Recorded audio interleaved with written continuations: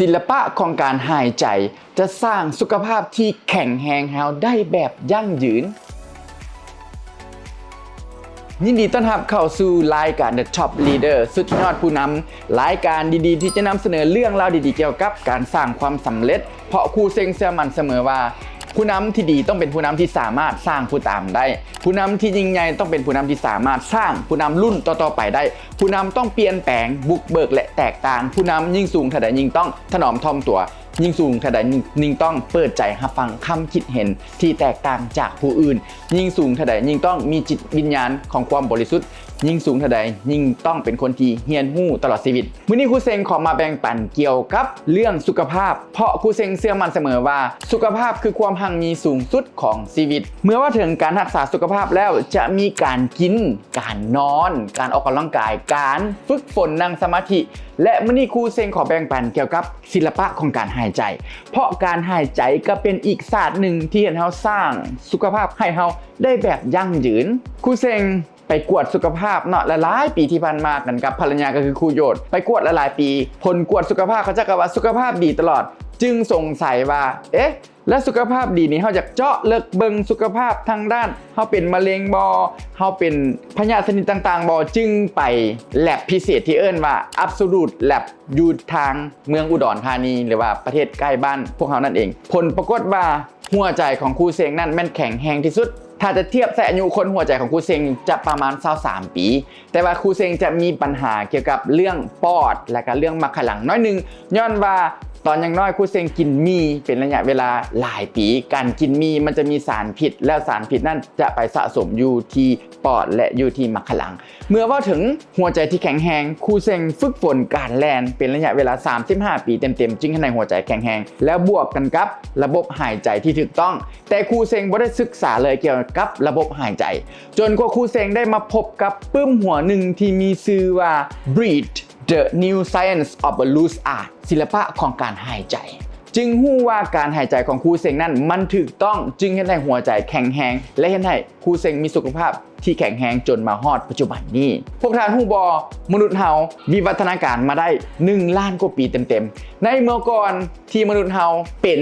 ชะนีหรือว่าเป็นลิงนั่นดังของพวกเฮาจะยาวออกมาคล้ายๆกันกับสัตว์เลี้ยงลูกด้วยน้ำนมพวกท่านสังเกตบ่หมาแมวควายงัวหรือว่าตัวกวางต่างๆเนาะดังจะออกมาจึงเฮ็ดให้ระบบหายใจนั่นปลอดโปร่งพวกท่านสังเกตบ่ว่าจะเป็นแมวหมาหรือสัตว์เลี้ยงลูกด้วยน้ำนมนั่นระบบหายใจของเขาเจ้านั่นจะบ่มีปัญหาแต่ว่าผ่านวิวัฒนาการสมองของมนุษย์เฮาใหญ่ขึ้นมนุษย์เฮาฉลาดขึ้น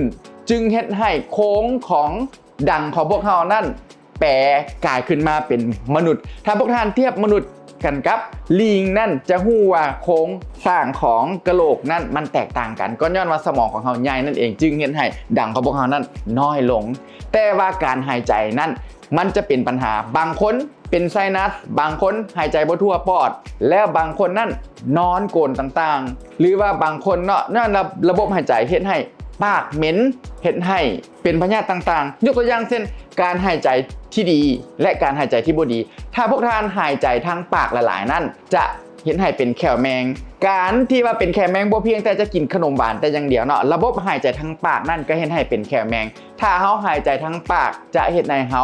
หายใจบ่ทั่วปอดจะเห็นให้เฮารู้สึกว่าระบบแขวนั่นบ่ดีเกิดจากการหายใจทางปากนั่นเองเวลาที่เฮาหายใจบ่ลึกหายใจบ่ทั่วท้องเช่นเฮาเป็นพยาธิต่างๆคือพยาธิไขมันอุดตันเส้นเลือดหัวใจบ่ดีระบบหายใจบ่ดีต่างๆเป็นต้นเกิดจากการหายใจของพวกเฮาและการหายใจที่ดีที่สุดครูเซงอยากจะแบ่งปันศิลปะของการหายใจ3อย่างที่เป็นพื้นฐานอันที่1ก็คือหายใจให้หายใจทางดังเป็นอย่างจริงหายใจทางดังอยู่ในปึ้มเนาะวิทยาศาสตร์ได้บอกว่าเขาเจ้าเหตุการณ์ทดลองนะเอานักแล่นมาแล่น